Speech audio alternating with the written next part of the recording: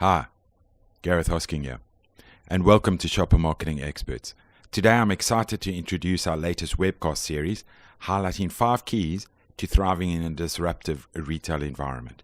We have broken these 5 keys into a 4-part video series, all of which you can get at Shopper Marketing Experts, where we also have full end-to-end shopper-focused, bite-sized learning content for you to stay at the competitive edge in all your marketing efforts. As always, I have with me one of our resident experts, Toby Desforges, and a special guest from the US, who we were fortunate enough to catch up with while he was in the UK, and that is Patrick Fitzmaurice from Caterpillar Farm Inc. In this last video of our 4-part video series, we start with a quick recap and then complete the 5 keys by looking at effective investment. When I say understand the target shopper, I am not excluding consumers or retailers. And by the way, guys, I'm not asking you to create a completely different view of the world where one persona is different to another. What I want you to recognize when I'm talking about understanding the target shopper is that whatever happens, there is an individual who makes the decision to purchase a product. And that is not the person who writes down the shopping list. It's the person who picks the product up, puts it in their cart, and pays for it, whether that's online or offline, right? That person has a set of behaviors which are different to the behaviors of using a product. And it's that person whose behavior we need to influence, I believe, in order to drive growth in the long term. Am I marketing to every shopper? Probably not. Who do I choose to market to? Where might that shopper choose to shop more often than others? How might I start anchoring in that type of strategic thought before I go about the act of creating activations to go capture and influence them? A shopper has a need for something in their life. They have a want or a need. Now they have to fulfill that need. The way I like to think about it and the way I've taught it is they are now in shopper mode. Need in my life. I have a good and service that I want. Now I'm in shopper mode. So what am I going to go do? If this is now a convenience-driven motivation, I'm just going to go to the closest place that I find acceptable and get that. If it's not a convenience-driven motivation, I may put it on a list and go get it later. So all of that behavioral stuff drives us to thinking around what is the role of the channel choice that a shopper may have. This is about choosing places where you can have an influence over somebody's behavior rather than choosing places that they just go to buy stuff. Right? So get those definitions really clear in your mind. And then as you've started to say, as a third point, is understand the roles that those places are playing. Are they places where somebody is going to change their shopping behavior? Is it a place where you can engage with them? What is it that they're absolutely doing for you? There would be some that would argue I have to be everywhere because omni-channel means a shopper can purchase wherever they want. And if you're a brand manufacturer thinking that that's your path to success, you will run out of resources very quickly. You have to be a brand manufacturer that's choosing your battle spaces. And where do I choose to win to unlock more growth for my company than I would if I went other places? To assert that we need to have our brand executed everywhere in every place that it could be is equally ridiculous. And were we to do that, we would be violating the fundamental rule of competition, which is to amass your resources where you're going to get the best strategic leverage, because it starts with this understanding that we have an individual whose purchase behavior we want to change. That individual is going to interface in a number of different retail environments. Some of them are online, some of them are offline, some of them are on the phone, some of them are elsewhere, right? They're going to interface with all of those ones. We need to understand the roles that they play, and then we need to prioritize what we're going to do. When you kind of think about path to purchase, and you literally start to try to map them out, one person described to me years ago, it's a big bowl of spaghetti, right? Any individual at any given point in time is going through a different journey to kind of go get that. So as a marketer, I sit there and I look at it and say, I can't market to a bowl of spaghetti. No. So what do? I need to put some structure on the aggregate path to purchases. So I need to kind of put some structure on what are the preponderance of things that are happening for most of the shopper targets that I'm going after. Now I have clusters of possible growth that I go after. Now I can make choices. Which of course leads us to the fifth specific point, which is make effective investment decisions. Yeah, and so think of what we've talked about, right? Elevate our understanding of shoppers, because we need to understand who we're targeting and what behaviors and what changes and what motivations we have to link into. That will actually dictate some of which customers. I love in the shopper marketing expert world this notion of thinking in the intersection of three customers, right? Consumers, and make my product and my brand relevant in people's lives as they go about their lives. Retailers, make sure I'm getting retailers engaged in my solutions. A linchpin to do that is to have the shopper strategy, this third customer. So consumer, shopper, retailer, and really think through the intersections of that. If done properly, that actually gives you a roadmap to investment decisions. Where should I spend my next dollar to get the bigger benefit? Actually, said another way, how do I go back into my legacy ways of allocating dollars now to think about reallocating them given this new way of thinking about the world? And so that's a big dilemma that a lot of companies have. And it's this notion of saying, I've always allocated my money this way. Brands get this amount, trade gets this amount, consumer promotion gets this amount, so applied to brand. We have these legacy systems that drive funding. Businesses pay a lot of attention to funding. So the notion of rethinking funding allocations to drive better growth now that shopper is more central in the equation will help make investment decisions and where to spend money. I totally agree. I mean, I think for me, the key in this is actually making investment decisions. That's not a decision to spend money. Right. Right? It's a decision to say, where am I going to get return? What is the quantum of return that I'm likely to get? And therefore, how many dollars am I going to invest to get those returns? One of the things I always think about, particularly now in this space, is that taking a more shopper-centric view to marketing consumer goods helps us to make proper investment decisions. One of the things that I love about the process of marketing to shoppers is that it is a productive process.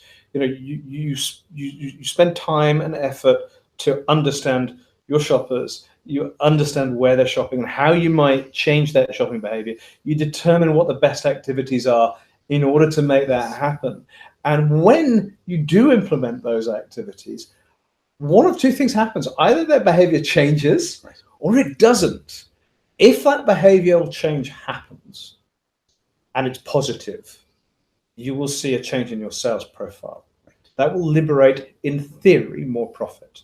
In theory, more profit can be laid off against what you've got. And you have a real return on investment, which should be really easy to get your head around, right? It should be really easy to get your head around. And I think it brings organizations somewhat together. Because instead of having the debate about, well, this is how much we're going to put above the line, and this is how much we're going to put into Walmart, we start to say, we need to deliver this sort of quantum of growth.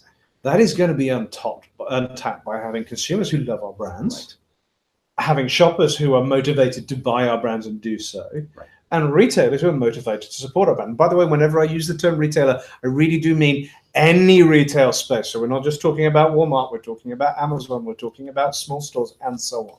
So I think it's about making these investment decisions in saying, right, we really do understand the behavior that we want to engender. We understand where that behavior is going to take place. We understand what sort of activity is going to be there. And we're going to put dollars behind it in order to grow. Yeah. And it's a big change, right? Because a lot of people don't have the process or indeed the competence to do that. Right. I want to shout the word that you just kind of snuck in there, growth, right? So organizations are struggling to drive top line growth, right? It's just fascinating. It's a universal thing. A universal principle across the globe. Driving top line growth is harder, and for a lot of reasons, right? There's tons of reasons that we could delineate some of the more macro ones. But this notion of growth capture is critically important. And so, it's kind of topical being here today. In New York, there's a big investor conference that's going on that all of the big fast moving consumer goods go down. I think it was in Florida this year. It's the CAGNY, the Consumer Investment Growth New York Conference. It's been going on for 30 years. And all of the big CEOs go down there and tout out to the analyst community how they're going to write their numbers, right? And, and if you look at the global numbers, global CPG companies like to go 3 to 4% a year. That's cool. They're struggling to get 1% a year now, and some of them not even getting that. So this notion of unlocking growth becomes really, really hard. And so this is imperative to say, how am I going to flip my business model to be able to do that? An interesting thing, like you said, when you focus on shopper, Consumer brand marketing is a one step detached from the magic word of conversion. This notion of saying, who's going to actually own the conversion component of this? And so, strategically applied shopper, quote unquote, is a conversion driver. We own completing the deal all the way down to that conversion moment in conjunction with our trade components and that kind of thing. But if we're not focusing on where we're going to spend our dollars to maximize our ability to convert, then we're actually leaving money on the table. And in this really competitive world, somebody else is going to eat our lunch. Yeah. Right. And so this notion of thinking through it that way and really yelling that growth word seems to be resonating with tons of the people I interact with in the US market. And I think, I completely agree with all of the things that you said. There is this little caveat within all of this, which is, hey, we already spend loads of money in retail. We're already putting like 10% of our top line into promotions. We're doing 1.5% of our marketing spend in this.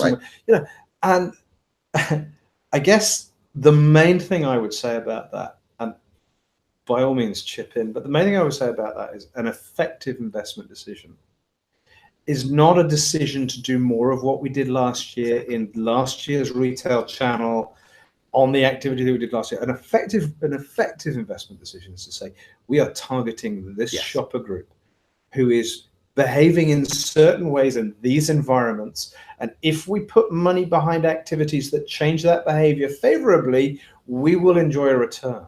That is not about spending more money or spending more of the same money. It's about making smarter investment decisions. So if you're running a brand and you've got 80% of your volume on promotions, what we are not advocating here is moving that up to 90%. What we're saying is, if you've got 80% of your volume on promotion right now, you probably need to think really hard about who it is that you're actually targeting and what it is the behavior you want to change is, because you're probably not cutting through with that expenditure just now. I had a former client in my prior consulting business years ago who actually did the analysis to say, in customers where they did more strategic shopper marketing, so they literally kind of broke down their retailer base, their volume on non-promoted deal went up. So they were you could argue they're minimizing their trade spend, and they're making the choice saying, I have a shopper strategy in these. I'm collaborating with the retailer against a common shopper strategy. My percent of volume on deal has gone down. And so think about what that implications are for the business model, right? I'm spending less to get conversion. I'm driving more profitable sale for myself and the retailer. More money is flowing through. I've driven inefficiencies out of that model because I've articulated a shopper strategy and I've engaged the retailer in that shopper strategy. So we have this kind of joint way to go after growth. But that's a bold way to go.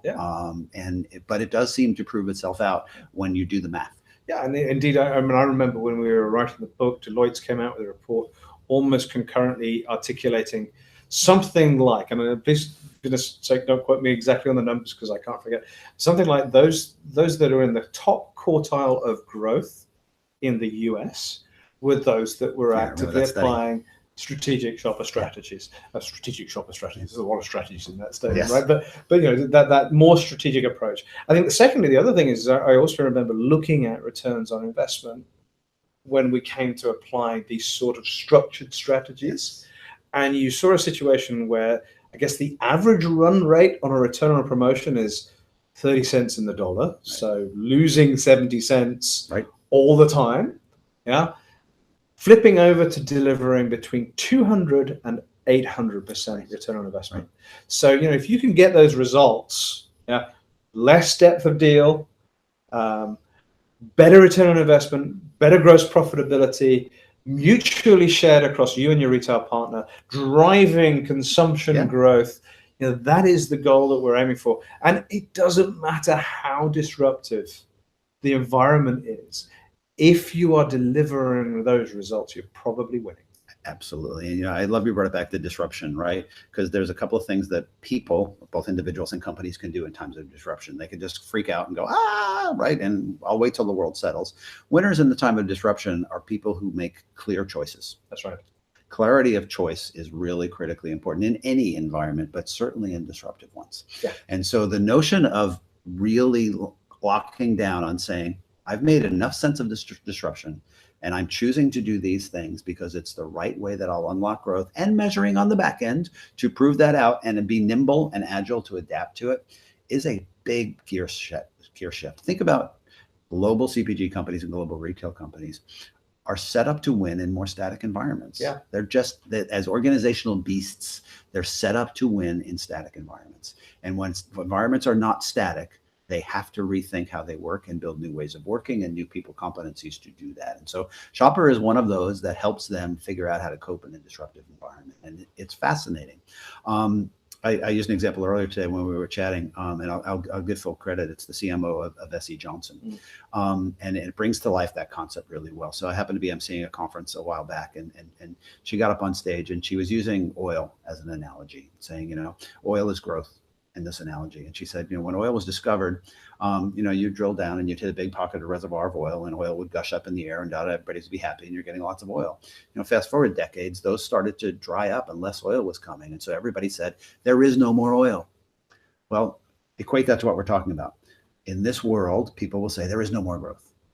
Well, crap, no, there's more growth, right? And so the oil analogy goes back to saying, wait, you just have to be smarter to understand there's lots of smaller pockets of growth. Oh, now I can identify them. Now I need to create new technologies and new ways of working to go get them, hence fracking is born.